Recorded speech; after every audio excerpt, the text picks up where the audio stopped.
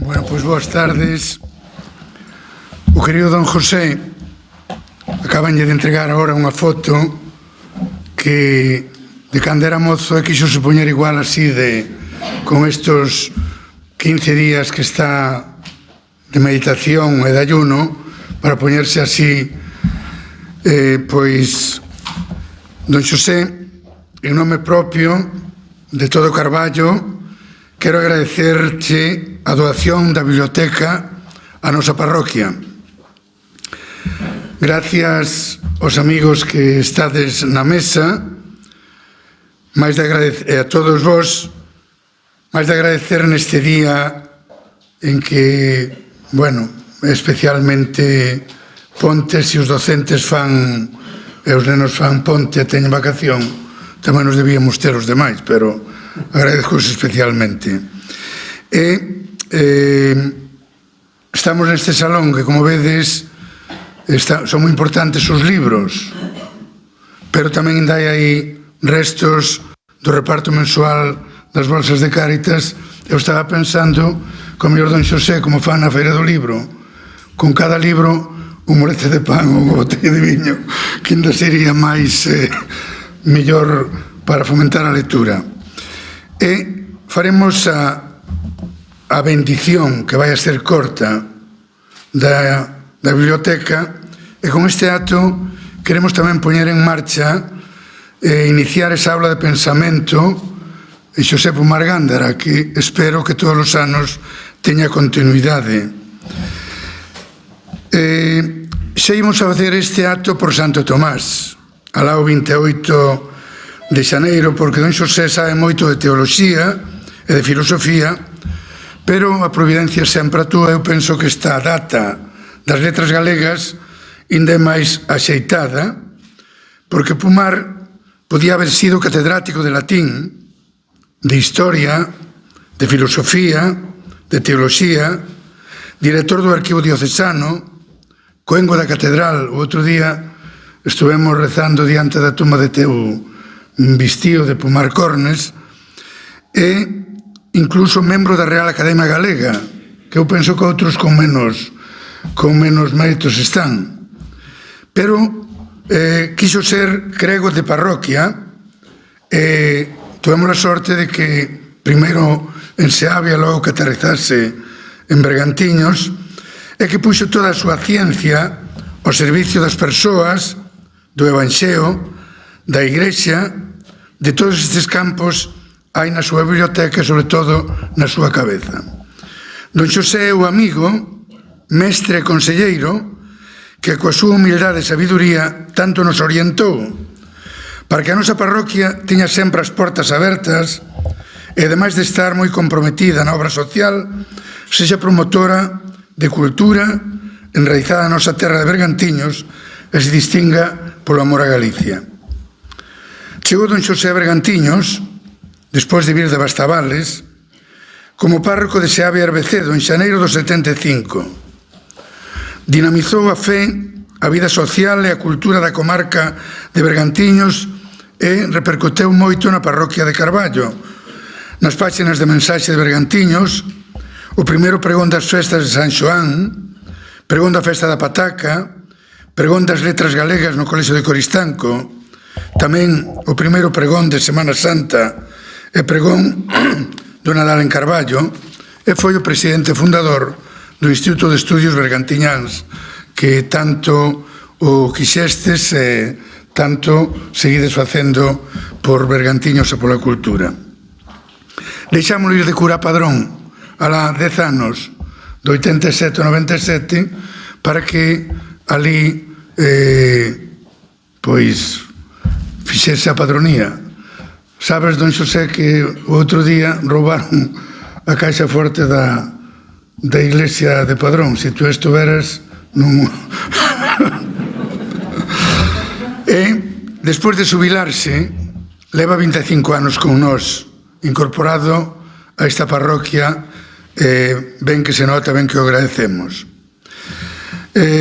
Na súa biblioteca podemos encontrar os libros de todo o que el sabe, e tamén están os seus libros: Pensamento teolóxico de Pomar Cornes, Viaxe polo corazón de Bergantiños, a historia manuscrita de Seabia en 12 tomos, falta a historia manuscrita de Bastavales, que está no Arquivo Histórico Diocesano, despois de moitos preocupación para que ali estuvese.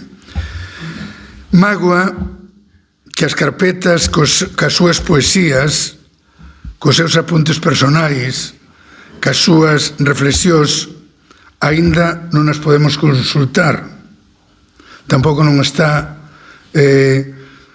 os audios de todo que durante esos moitos anos do programa da Igrexa en Bergantiños nos deleitaba cas súas editoriales.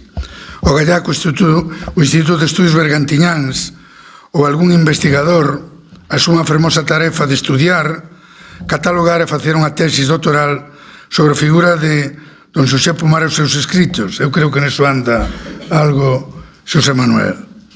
Somos moitos, eu polo menos o que lle pido, que non reparta, está moi ben os libros, e os agradecemos, pero que non siga repartindo un cachiño do seu disco duro, inda aquel que é pillo, sabedes o que me dixo moitas veces, e creo que vos lo di a todos, que estudia, que tamén a ti e a cada un de nos dou pois esa cabeza para estudiar e para aprender. Don Xosé, en nome de toda a parroquia, reitero gracias, noraboa, e gracias sobre todo pola túa vida, polo teu exemplo e pola túa xenerosidade. Que Deus che siga conservando así de ben entre nós. Esos días que tu veches de vacación son non para coller folgos e para seguir adiante. Pepe, pase de Pepe.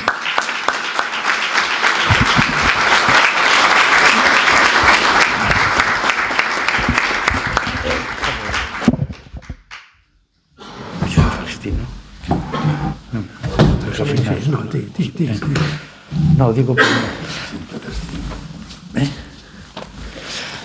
Bueno, boas tardes. É un placer e unha honra pois estar sentado diante ou ao lado deste home sabio, un varón sabio, humilde, honesto, humano, humanista, ilustrado, egrexio e, sobre todo, da estirpe dos bos e xenerosos. Un pode regalar moitas cousas, pero cando regala sabiduría é o máis grande que se pode regalar nesta vida. Don Xosé é desas persoas que regala sabiduría. Por onde pasa, por onde estuvo, en todas as parroquias, é absolutamente impresionante deixar 12 tomos da historia dunha parroquia como foi no caso de Seabia ou de Bastavales. Hai moitos cregos que pasan por moitas parroquias. É imposible, moi difícil que na historia das parroquias de Galicia se deixe semellante bagaxe, non?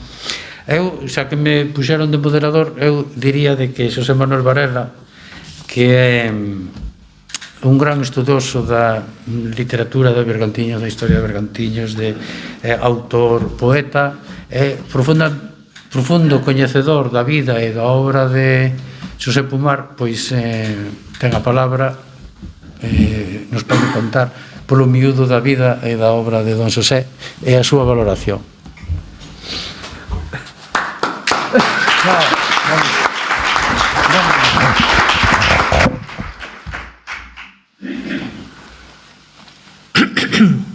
Boa tarde, gracias por estar aquí e tamén agradecementos a don Xosé García Gondar porque hai 2 ou 3 semanas para formar parte deste acto que, como ben dixo Xosé antes, é unha honra, non? E díxome Xosé García Gondar que tiña que ser algo familiar, por lo tanto, o que vou dicir por aquí é espontáneo, de acordo? O que pasa que, de que tes escrito o que vas escoitando, pois empezan a sair fíos e coincidimos primeiro con Xosé García Gondar porque a min chamábame no seu tempo, chamábame Xuster, porque tiña máis pelo que agora, estorbaba no fútbol, non xogaba no fútbol.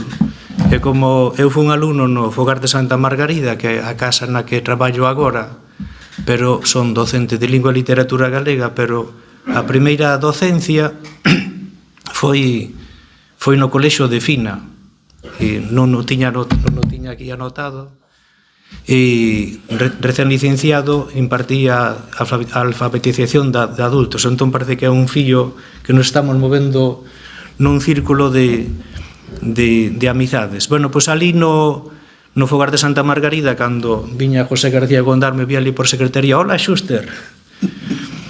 E, bueno, pois cando me chamou para participar nesta mesa, pois o meu agradecemento, pois nos whatsapps tamén, agradecemento por formar parte da mesa. Xa dicía antes por aí que xa estou me afastando de moitas actividades, moitos colectivos. Cando vai metido en anos ten que empezar a soltar lastre e a ler, non?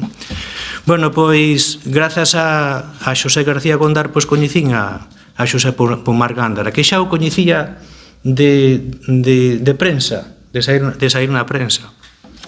E o primeiro encontro físico foi na creación do Instituto de Estudos Bergantiñáns, aínda que a primeira formación de Institutos de Estudos Bergantiñáns fixera Arán no Centro Social Xaxo Batista, pero, bueno, despois cando sustituiu como entidade asociativa co que coñecemos hoxe, pois estamos por aquí varios da directiva fundacional, porque está Fernando Cabeza, e agora, pois, Evaristo, ti estaba na fundacional tamén.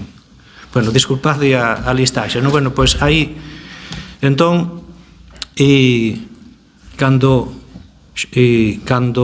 Xosé García Gondar está Pomar Gándara en Bergantiños, queremos arroupalo un pouco coa xente da comarca. Eu daquela estaba traballando no Servicio Comarcal de Bergantiños e a miña función era a dinamización da lingua galega. Entón encaixaba perfectamente unha entidade que tiña unha visión global de comarca. Nun territorio que somos tan de leira pequena, deste día, indo cos rapaces do colexo, unha visita ao Castro do Borneiro, podemos comprobar que xa hai 2000 anos éramos de leira pequena, porque non comparten nin paredes medianeiras. Algúnha parede das casas rozanse e outras apenas pasamos. Entón, pois, esa visión global que tiña o instituto. O instituto que, bueno, foi tendo distintas directivas, e, por exemplo, por citar 3 cousas que se fixeron nesa directiva fundacional, pois creouse o Premio Bergantiño desde os libros, onde se recoñecía, ben moi ben recordar isto, porque ao falar desta biblioteca, recoñecíase os libros máis da comarca. O primeiro ano escolleras o libro galego, que, por certo, fora Eduardo Pondal, o Queixomes dos Pinos, o libro todo por votación popular, non? Tamén se instituíu o Premio de Estudos Bergantiñáns, que, por certo, o primeiro gañador foi el, pero non foi por ser presidente, senón que é unha obra de peso, non? E despois tamén se sacou unha revista que só tivo un número, a revista Brigantinos, que tuvemos que pelexarnos como lle chamamos a esta revista para recoller aí un nome antigo da comarca. Entón, tiñámoslo moi fácil, porque o Fernando Cabeza é toponomista, controlaba de todo iso, entón encontrou aí textos latinos onde estaba esa referencia á comarca, non? Que é o que pasa? Que despois a vida dá moitas voltas. Traslado a Coruña e exercer a docencia no Fogar de Santa Margarida, por certo que un colexio moi vinculado coa comarca, porque un dos pesos pesados do Fogar de Santa Margarida é un carballés de Sofán, Andrés García Vilariño. No, de Carballo. Sí, de Carballo, pero vinculado a Sofán tamén, non? Entón, pois nada, estou na Coruña, os mércores non era tempo de vir aquí ao longo da semana, colleu noutra xente, doulle un empuxo moi interesante, volcouse no territorio, sacou, Xelucho Abella tiña unha idea de sacar na prensa elementos de filosofía. Bueno, pois esa idea que tivo Xelucho callou na revista Andando por Bergantiños, que dinos cantos habitantes ten aquela aldea en determinada época, itinerarios, son roteiros que contan con xente, atractivos, e ao final ven sendo unha enciclopedia da comarca. Cando pasan uns anos, pois eu xa dicía, tendelos que agrupar por concellos e tendes aí a Wikipedia da comarca. Por certo, agora está Antonio Andrade na directiva, non? Bueno, pois ese encontro no Instituto de Estudios Bergantiñáns. Pero antes do Instituto de Estudios Bergantiñáns xa nos coñecíamos de buño, porque cando estaba ali no centro comarcal, o que está ali ao lado da gasolinera, na rotonda da Balsa, pois foi onde contactamos por primeira cos textos. Entón viña coa súa letra ameixeira, seguro que a padeceu tamén cando lle manda os artigos manuscritos. Pois aí Xosé Pomar citáronse aquí 12 tomos, porque tiña unha especie de 3 tomos. Perdona que te interrumpa, sí. Antes se escribía co bolígrafo, pero ahora manexa tamén o ordenador. Moi ben.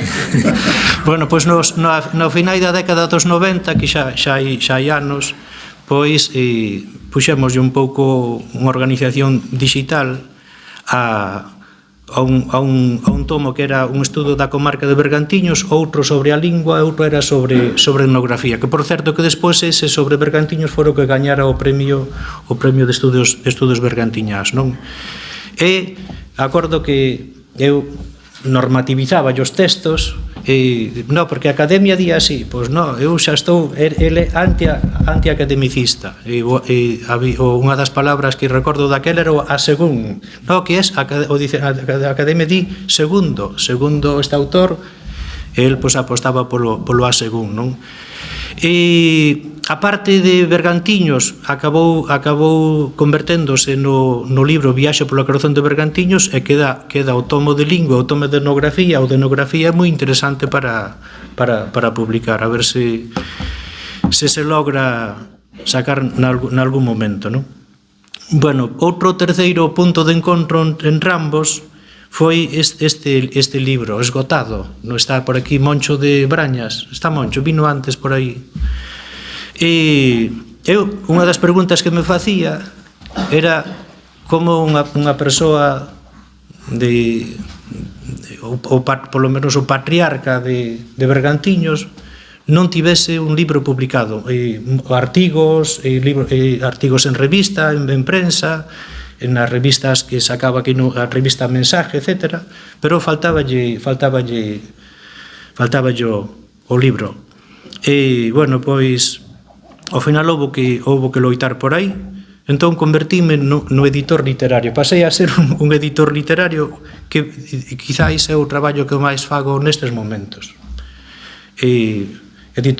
Tamén editor literario de José Antonio, de Fernando Cabeza, de Baristo, dedicando tempo aos demais en vez de crear obra propia. E, bueno, pois, mandamos o Viaxe polo corazón de Bergantiños a varias editoriais, e o tempo vai pasando, e non cuallou, non se consolidou, e ao final encontramos unha editorial de Ferrol chamada Edicións Embora, que é unha editorial das vellas do país. Naquel momento tiña 25 anos, e leron o libro e gustoulles. Entón, reunímonos aquí no despacho parroquial, e o director da editorial doume 2 posibles libros para ver, podemos sacar un como este. Acórdome que un era unha tese de doutoramento sobre a xeración Nós, sobre Otero Pedrallo, Vicente Risco, Castelao, un libro moi humilde, tiña bastantes páxinas, pero sen moito luxo como libro. E despois había un libro de Ramón Loureiro, un xornalista de La Voz, que publicaron os artigos en La Voz de Ferrol, e despois iba por zonas de Ferrol, e xa en formato cadrado, a toda cor, etc. Entón xuntámonos aí nos alumpar. Agora non me acordo quen estábamos, e Xosé Pomar quería o libro máis barato. No, vamos a ver, vamos a apostar polo libro que é máis atractivo. E dicía, unha das ideas que ten o director da editorial, Miguel Tobal, cando imos sacar un libro, imos apostar sempre polo mellor libro, imos apostar alto, despois para baixar xa temos é como cando se fan as festas, imos traer a Panorama, despois se non nos dan para Panorama traemos outra máis pequena, non? Entón, por que apostaba Pomar Gándara por ese libro máis humilde? Porque é o seu carácter así. E ao final tivemos a sorte de que saiu unha xoia literaria que creo que aínda hoxe a nivel comarcal é un libro que non se superou. E o xoia porque colaborou moitísima xente. Puxen aquí como media dúcia, pero ao mellor hai alrededor de 20 persoas que colaborou a nivel gráfico. E as primeiras fotos eran de Xosé María Arán, Xosé Manuel Casal, Ana García, o propio Xosé Pomar. Non é que as fotos del teñen moitísimo interese, porque son fotos que non se poden sacar, porque el cando ia a unha misa a igrexa da comarca, resulta que está falando daquel cáliz ou daquela cruz, e esa foto tiña a él. E, por exemplo, a foto que ten da ara de Seabia, unha foto onde está o descubridor da área, unha foto dunha importancia histórica na comarca, non? Por exemplo, na zona de Ponteceso, o concelleiro daquel momento de Cultura, Óscar Reicalo de Corme, tamén facilitounos, por exemplo, unha de Mourello de la Rúa. Acórdome cando tivéramos aquí cando presentamos aquí un libro, era unha foto que estaba aquí na exposta, non? Pois esa anécdota que é curiosa, non comprometemos moito a editorial, bueno, pois vamos a aspirar alto. Ollo, cando o libro se estaba maquetando, ainda hai outra anécdota. Dicíame Xosé Gondar, temos que sacalo, que non dá saído o libro. Bueno, pois resulta que sacaran en Santiago un tomo que falaba dunha exposición que houbera en Galicia no 1919, un libro de López Ferreiro, algo polo estilo, e resulta que era unha exposición onde se expoñían cousas de toda Galicia. E resulta que había uns datos aí de Monteneme, das lendas de Monteneme, entón incorporáronse xa casi co libro entrando en imprenta, non? E outras moitas máis anécdotas que poderíamos contar deste viaxe pola corazón de Bergantiños. Presentouse en múltiples sitios, algún xa se me esqueceu. Por exemplo, Carballo foi o libro máis vendido na Praza dos Libros. En Malpica de Bergantiños encheu ali a rebordalo o salón de actos, o salón da Casa do Pescador, por certo, que o capítulo de Malpica é precioso, porque este non é unha guía tipo que saca a Deputación da Coruña, da comarca, senón que está todo o título resume como está escrito o libro. As páxinas que lle dedica, por exemplo, a Ferveda de Entrecruces están na liña do texto de Malpica. E despois, os que non lestes o libro, con respecto a Malpica, fala da vivencia que Pomar tivo de Malpica da primeira vez. E resulta que esa vivencia eu tivena cos meus alumnos da Coruña hai 3 ou 4 anos, porque a Pomar chegou a Malpica, viu que ali en Malpica non se fala, senón que se canta, modúlase moitísimo. Nós co colexo facemos intercambios pedagóxicos con coles do rural, e resulta que un ano fixámoslo cos de Malpica, e os rapaces da Coruña quedaban escandalizados como cantaban as rapazas de Malpica. Bueno, pois esa sensación de alguén que ven de terra dentro e ve a fala mariñeira, bueno, pois está aí perfectamente poetizada no texto, non? Non ten sempre ese nivel alto o libro, non en todas as páxinas, pero que tampouco ten que ser así.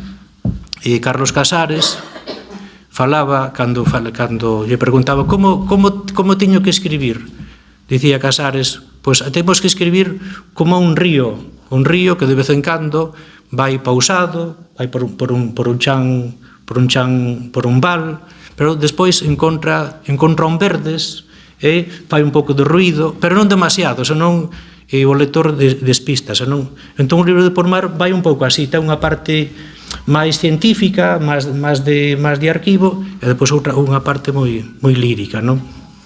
Presentouse en Corme, tamén chegou ali de Mulleres Percebeiras, en Seabia, estaba por ali Asunción Antelo, e despois imos presentar o libro en Monte Alto. Que fai un libro de Bergantiños en Monte Alto? Bueno, pois presentouse na Asociación de Veciños de Atochas Monte Alto, onde se fan presentacións frecuentemente, para salir todo tipo de autores, Manolo Gago, Xorxo Souto, etc. E tempo despois, conversando con Roberto Castro, un pintor que é propietario da librería Sisargas, recórdame a presentación de Pumar. É un erudito, e quedou nas mellores presentacións de libros, nas mellores intervencións dese colectivo, non? Foi un libro ben recibido polos medios de comunicación e tamén pola crítica. E, por exemplo, hai reseñas de cando se presentou en Corme, sacou Suso de Basilio, que está aí con nós, e tamén Fernández Pisos. Eu tamén aproveitei a estreia para falar del, non? É un libro que está esgotado. Sinto, ao mellor, se queredes comprarlo nestas plataformas que hai de segunda man, igual vos piden 100 euros por ele ou 200. Sei que os últimos que na editorial xa non existe máis libros del.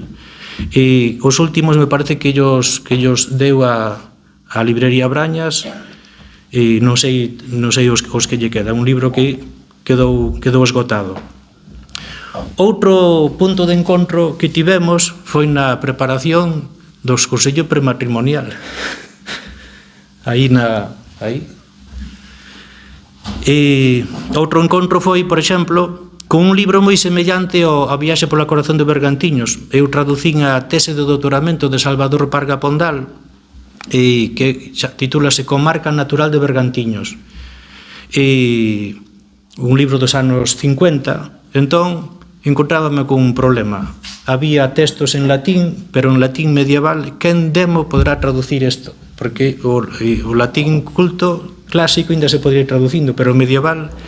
Entón, eu quería que calquera lector que collese ese libro de Parga Pondal, pois, bueno, que pasa? Ao mellor recoñece un topónimo, pero hai unha mensaxe. Entón, quen mellor podía traducir latín medieval? Entón, dicíame el, mira que esta é unha paráfrase, non é unha traducción, pero foi el, non? En realidade, Comarca Natural de Bergantiños ven sendo un libro nos anos 50, ou podría significar o mesmo que Viaxe polo corazón de Bergantiños hoxe en día, non? E dicir que tamén desde a década dos 90 fomos usuarios da biblioteca de Pumar. Non a vimos na casa, pero Pumar é que necesitaba este libro de Ángel del Castillo porque fala da Igrexa de Mens. Agora, mesmo falando da Igrexa de Santiago de Mens, recordaba aí uns tomos que hai, non? E máis nada, por remato xa, teño curiosidade, vira na xanela que mandaches, teño curiosidade por que libros de Labarta ten, a ver se ten algunha primeira edición ou que sexa. E para rematar xa, como nos coloquios que hai de fútbol, cando hai mesas redondas sobre o fútbol, bueno, pois agora dame un titular ou algo. Eu resumiría esta doazón ao Centro Social San Xoán Batista, a parroquia, que Bergantiños conta desde hoxe cunha biblioteca histórica de todos os saberes, onde se pode investigar sobre todos os saberes. Unha biblioteca histórica. E máis nada.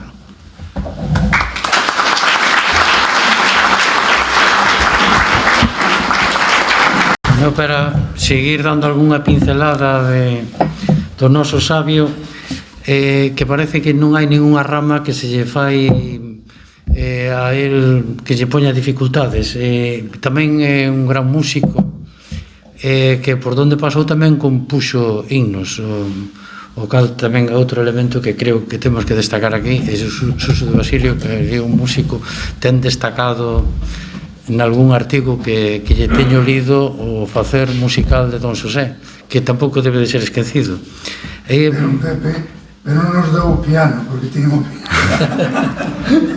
Todas as tardes, en vez de botar a siesta, viña a rezar e máis a tocar aquí a igrexa, e na súa tiña biblioteca no Val de Dubra, ali queda o piano que...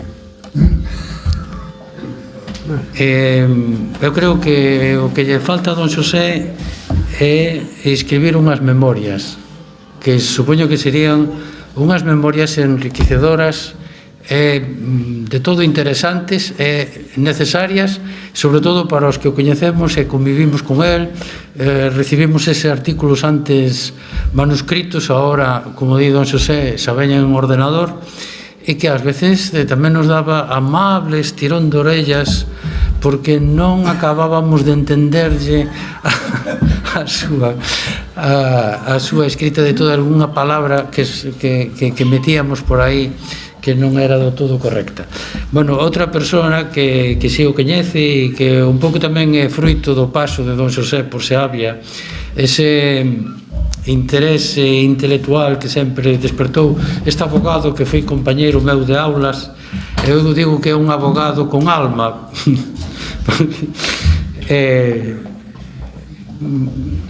Eu entendo porque quero dicir un abogado con alma.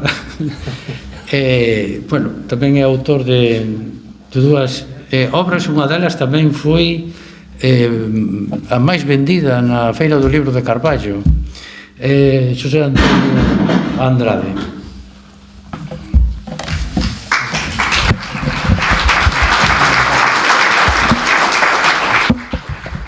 Moi boa tarde, para min é sempre un placer estar acompañando, compoñendo, integrando unha mesa na que se encontra xente como a que nos acompaña.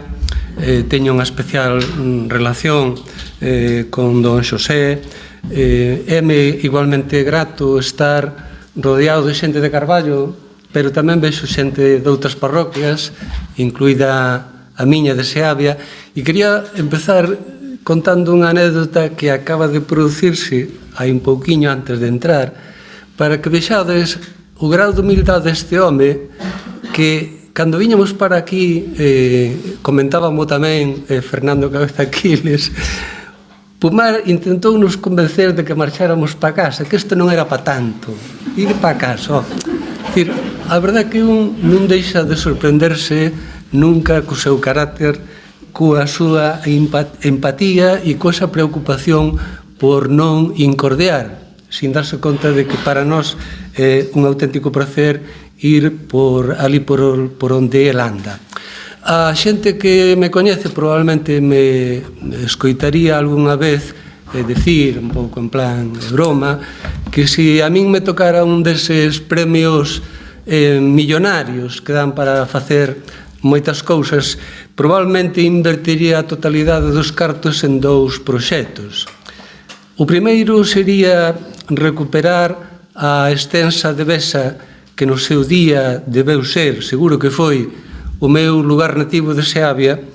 En segundo lugar, achantar no máis alto do lugar do Vasalo, que é certamente vinculado á miña familia, pero tamén o é o propio donatario, o señor Pumar, achantar, digo, unha edificación garbosa, luminosa, diáfana, acolledora, na que albergar en perfecta armonía, tamén con garantías de conservación, que é moi necesario, a obra artística de Asunción Antelo e, por suposto, a extensa biblioteca personal de don Xosé Pumar Gándara, de tal xeito que a comarca bergantiñá tivera tamén a súa singular alejandría cultural no lugar onde o viñon ao mundo. Tarde piaches, diredes, verdad? Por sorte, escuso decir que polo de agora a fortuna aínda non me tocou e, polo visto, se atendésemos a criterios de racionalismo puro e de estadística avanzada, parece que é bastante máis probable que un asteroide veña a escachar a cabeza de cantos aquí estamos presentes antes de que eu me converta da noite para mañán nun filántropo millonario. Si fago esta introdución, co vosso permiso, que non por disparatada deixa de ser sentida, non é con outra intención que non sexa de persuadir os carballeses e os de fora de Carballo de que, anticipándose ao Nadal, acaba de tocarlles o gordo da lotería, porque se os libros son, como son no fondo, a fonte de todas as fortunas que no mundo van redimindo, inda que sexa son parte ao ser humano, a biblioteca de Pomar, a biblioteca que Pomar ven de doar a esta parroquia, créedeme que é o cerne do seu propio pensamento, ou, se se quere, a sabia documental da que se nutriu o seu máis íntimo ser.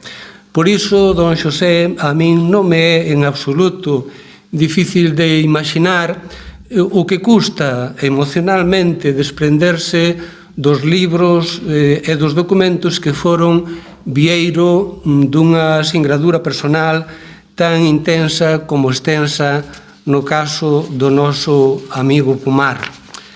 Descoñezo, don José, se no medio de tanta obra conservará vostede tamén un exemplar, pero nestes días relía eu a outro excepcional galego e galeguista, tocaio por demais de Pomar, don Xosé Neira Vilas, e chamábame moito a atención o xeito introdutorio do libriño en sí. Di exactamente: un home non é unha ovella, perdichos o coche de liña, cargaches coa maleta que pouco leva e pouco pesa, puxeches peso ao camiño e xa estás no empalme, sabes que non podes recuar, mañá sae o barco de Vigo e tes que entrar nel, nas horas que che dixo o da axencia, ou quedas fora.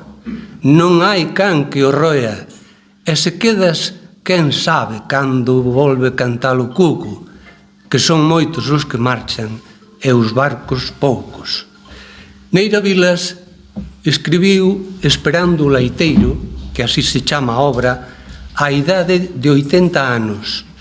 O relato é unha breve, aínda que velada, autobiografía de 108 páxinas que, por certo, non ten ningún só punto e aparte, porque nos escasos minutos que o mozo que agarda polo camión que recolle o leite pasa pola súa cabeza toda unha vida. E eu pensaba, tal vez, don José, se algo parecido lle terá acontecido a última vez que, antes do traslado a estas dependencias, pasou os seus dedos de pianista polos lombos de todas esas téculas de sabiduría que naturalmente van moito máis alá de latíns e de teoloxía, porque a xente que lé a diario e con entusiasmo establece, aínda que parezca mentira, unha relación sentimental cos libros que vai incorporando aos estantes da súa casa, e crédeme que acaba por sucumbir a unha poligamia de coñecemento da que xa non se divorcia nunca. Sabido é que, aínda que de xente que merca os libros de cartón pedra para encher o moble do comedor, cousa que, por outra parte, tampouco debería sorprender se consideramos que, en todo o período medieval, a palabra latina empregada para nomear unha biblioteca era armarium. Claro está que realizada naquela época con materiais como o marfil, a prata, as pedras preciosas e os esmaltes, non de cartón. Para moita outra xente do común, os libros son o simple soporte gráfico de todo tipo de contidos. Pero, miña querida xente, para un orfebre da palabra como a Pomar, cada libro, cada volume, cada caderniño, mesmo cada nota manuscrita, é necesariamente unha extensión artesanal do saber, tan reflexivo como ordenado que a súa cabeza foi acumulando ao longo dos anos. De xeito tal que sería realmente imposible establecer baremos aos que cinguirse para determinar o valor, siquiera estimativo, desta doazón, porque, como todos sabemos, hai cousas e afectos que non teñen precio. Un libro, como probablemente a maior parte dos que compoñen a biblioteca obxecto de doazón, ten unha arquitectura propia. Sabe o ben don Xosé que, se lle lo preguntáramos agora, estou seguro que sería quen de describir unha viaxe singular e xeográfica por cada tomo.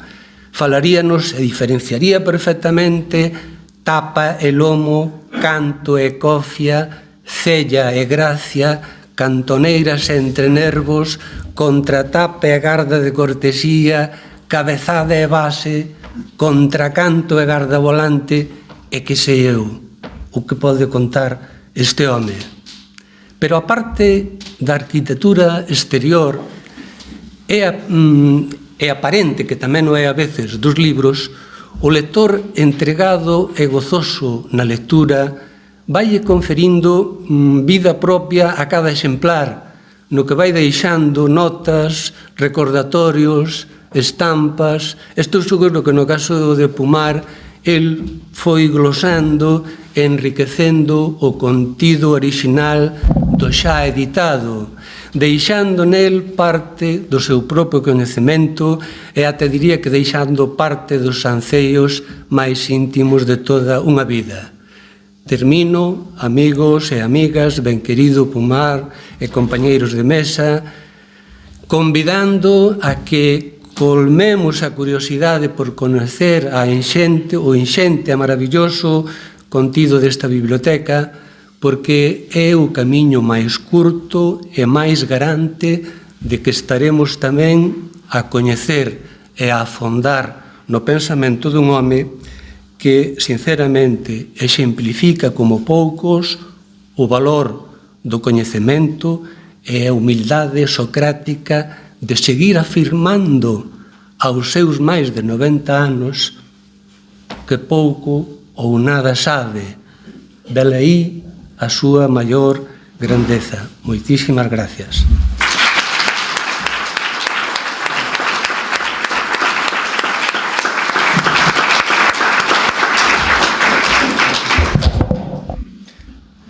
Bueno, detrás de cada libro hai un esforzo non só do autor, senón de quen o adquire e de quen o lee.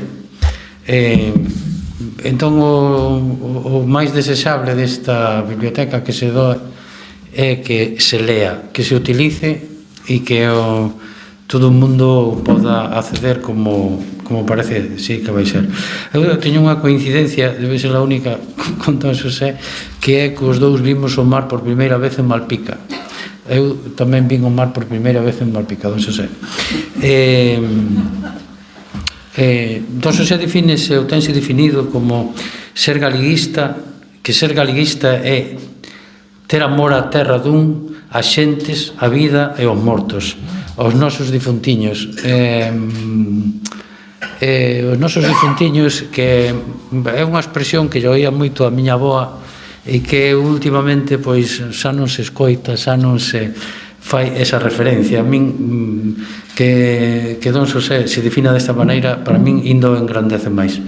Bueno, e agora creo que lle toca a él contarnos un pouco que é o que podemos ler nesa biblioteca que nos acaba de doar a todos.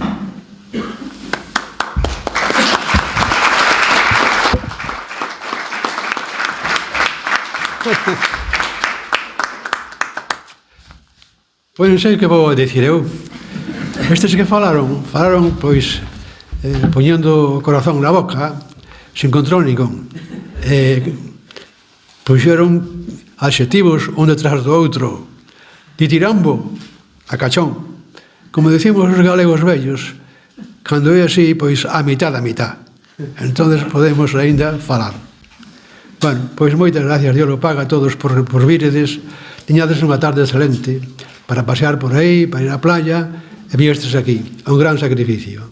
Pensei que está presente Carballo, Seabia, Herbecedo, está presente a excelencia musical da Costa da Morte e a excelencia toponímica tamén de Galicia, representada polo amigo Fernando Cabeza Aquiles. Ben, unha biblioteca vai se formando pouco a pouco.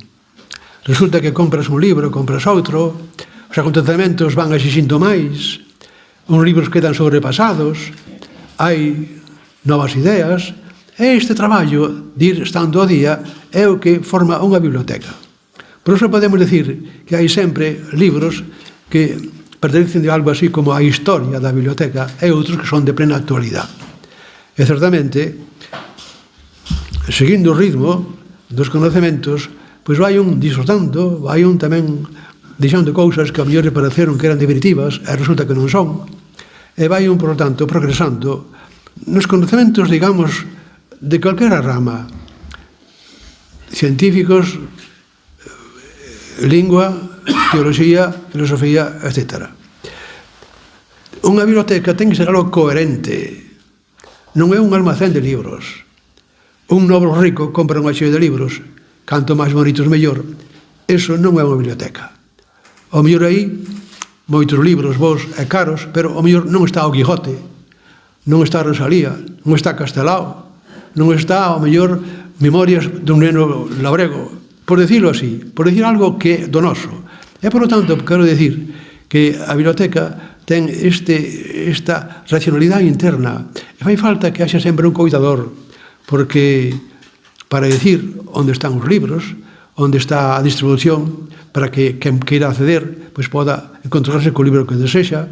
Non se pode ir, busca aí a ver onde está. Non, hai que ter un catálogo que algo fixemos. Eu teño tamén unha casa feito de memoria, pero había que ir libro a libro e así nun ordenador podías saber que libros temos, que libros faltan. Se vas á biblioteca municipal, calquera, e pides un libro, pois o mellor manda a mirar, mira no ficheiro, a ver se está ou non está. E así é como se sabe realmente se está o libro, é como se aproveita o tempo. Ben, bueno, pois mirade, agradezco-vos moito a vosa presencia. Certamente, eu prefería que todo isto fora máis sinxelo ou que non houbera. Simplemente, presentar na folla parroquial, por exemplo, a biblioteca está a disposición e, polo tanto, os que queiran realmente progresar, pois poden o facer. Digo isto porque, por exemplo, eu supoño que en Carballo non sei se habrá a historia de López Ferreiro, como está aí, por exemplo. Eu seguro que hai, porque está moi reeditado, o dicionario de Madoz. Pero un dicionario galego, por exemplo, como este que vou a citar, o do padre Crespo Pozo.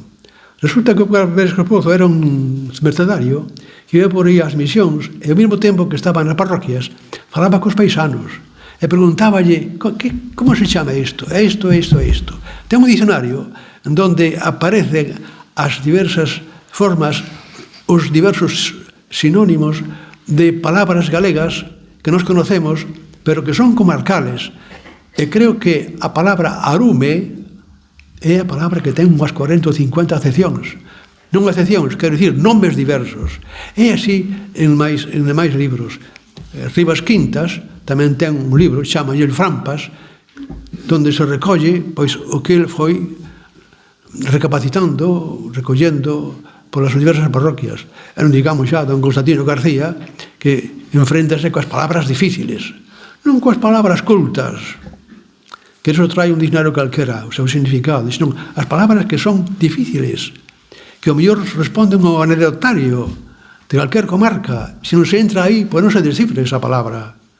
Quero citar aquí o amigo Cabeza Aquiles, que non solamente se enfrenta cos topónimos desde un punto de vista filológico, histórico, anecdótico, senón que ademais vai a pisar terreno, encontrámonos como mellor un mote é o que dá lugar a ese topónimo, e outro romperá a cabeza.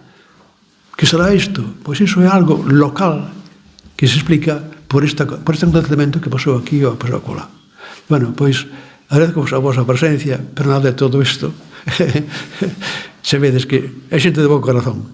Son todos Xosé. Non sei, será casualidade? E todos valiosos e competentes. Tuveron o xesto de vir hasta aquí, agradezolle moitismo, tamén perderon o seu tempo, teñen as súas clases, a súa promoción, a súa profesión, e viñeron hasta aquí. Dios lo pague a todos e moitas gracias. Está a vosa disposición. Algo que eu fun xuntando de corazón é que o gallá sirva moitos anos a esta parroquia de Carballo e a comarca toda de Bergantiños. Dios lo pague.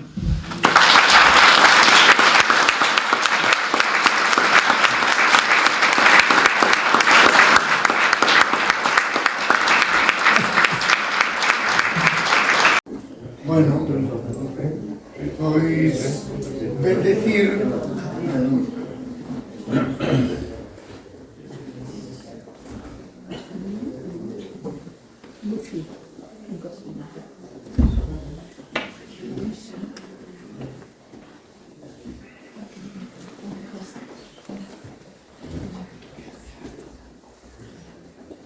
bueno, pois ubicamos aquí no primeiro andar do despacho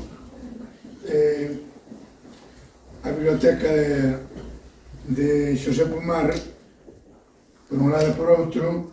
Aquí está disponible para os libros non se van a levar, e para investigar aquí ou para traballar, e digo que aproveitamos tamén para ofrecer a biblioteca de espiritualidade e formación religiosa que temos a disposición de todos. En o Centro Social hai unha pequena biblioteca escolar para o apoio educativo dos rapaces, inda que agora funcionan máis os libros electrónicos e todo iso do que Manuel é responsable. Bueno, pois, non vos vou a predicar. Bendecir quere decir dar gracias, e a auga bendita tendo a José María na man, que é químico, non sei se se convertirá.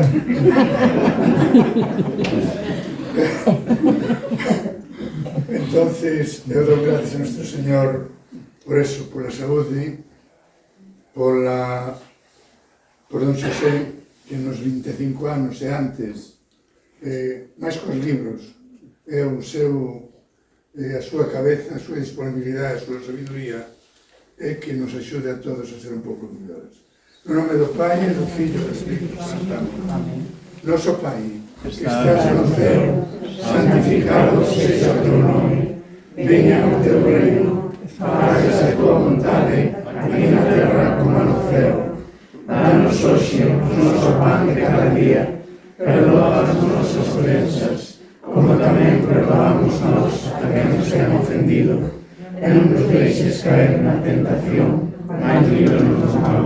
Amén. Pois que a bendición de Deus omnipotente, Pai, Fillo e Espírito Santo, descenda sobre esta biblioteca e sobre cantos nela estudien e entren, e sobre todo sobre o seu donante. Amén. No nome do Pai, e do Filho e do Espírito